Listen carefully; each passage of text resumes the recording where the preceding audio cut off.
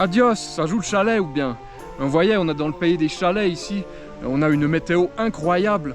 Donc là, on est en avril 2024, la neige est à peine au-dessus de moi et il fait à peu près 20 degrés, quoi. C'est un truc de fou, le coup de chaleur qu'on a eu.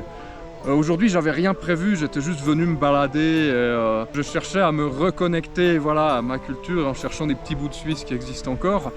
Mais j'ai pensé à un truc, il faut que je vous en parle là. Donc il y a deux choses qu'on voit souvent dans les villages alpins chez nous, que les gens vont chercher à Katmandou, en Inde, et chez les 68 arts là, et que en fait vous n'êtes pas obligé, vous pouvez chercher les mêmes concepts dans notre culte ancestral européen, suisse, nordique, appelez-le comme vous voulez. La première chose donc, c'est les fréquences pour méditer, là, le Om.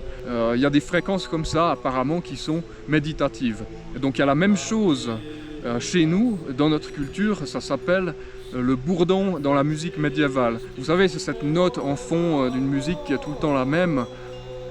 Et donc voilà, ça fait le même effet, c'est de la musique méditative, mais bien de chez nous.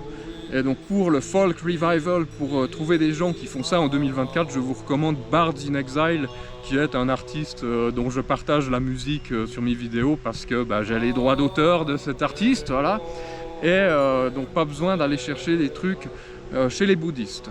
Alors, je n'ai rien contre les bouddhistes, mais voilà, on a le droit de se réapproprier une culture à nous qui est un peu en voie de disparition. La deuxième chose, c'est le karma. Les gens vous parlez de karma, ah ouais, vos bonnes actions, ça va vous apporter des trucs positifs, et vos mauvaises actions, ça va faire que vous aurez de la malchance, vous porterez la poisse. Vous avez la même chose chez les nordiques qui s'appelle le hamingya. Et comme je ne sais plus par cœur ce que c'est, je vais mettre la voix off ici qui va vous expliquer ce que c'est. Alors c'est la Hamingya, parce que c'est un personnage féminin. En fait, c'est une gardienne qui est à vos côtés et qui décide des chances et des malchances dans votre vie. Et c'est aussi la force tutélaire d'une famille, puisque dans la mythologie nordique, les chances et les malchances s'héritent de génération en génération. Ça veut dire que si vous avez une vie malchanceuse, c'est parce qu'un ancêtre à vous a fait de la merde. Donc faites le bien, conduisez-vous bien, et ça fera du bien à vos descendants et au monde autour de vous. C'est assez proche du karma, vous voyez, mais sans le côté New Age en fait. Moi, c'est pas du tout le côté asiatique, bouddhiste ou quoi qui me dérange, c'est le côté New Age. Quand on me parle de karma sous nos latitudes, j'ai l'impression qu'il faut que je renie ma culture, que j'accueille des migrants et puis que tout le monde il est gentil. Et c'est pas ma vision du monde. Le monde c'est une jungle, c'est la nature sauvage, et la civilisation c'est le cadeau que la Hamingya offre aux familles et aux clans qui ont été vertueux et constructifs depuis des millénaires.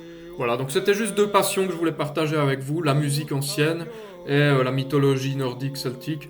Il y a un monde à redécouvrir et c'est simplement ça que je voulais partager avec vous. Donc encore une fois, comme vous voyez, on n'est pas obligé d'aller en Himalaya chercher des concepts. Nom de bleu, on a des trucs chez nous, on pourrait se réapproprier ça et faire revivre, voilà, ces termes. Donc tout ça pour dire, j'ai rien contre les bouddhistes, l'Himalaya, hein, ce sont des peuples de montagnards frères qui galèrent eux aussi depuis des siècles, qui luttent contre les éléments, le climat rude, la neige, les éboulements, les avalanches, etc. Mon but c'était de dire, ces peuples-là préservent leur culture, donc nous aussi préservons la nôtre, ne l'oublions pas, c'est pas parce qu'on est dans la modernité qu'il faut voilà, faire table rase de cette culture-là. Moi je défends j'aimerais défendre ma culture dans la joie, la bonne humeur et l'amour, voilà. Si j'ai la possibilité, je préfère faire renaître, faire redécouvrir de la philosophie à nous, d'Europe, plutôt que d'aller chercher un équivalent dans d'autres pays, et idem pour les chants, les danses, etc.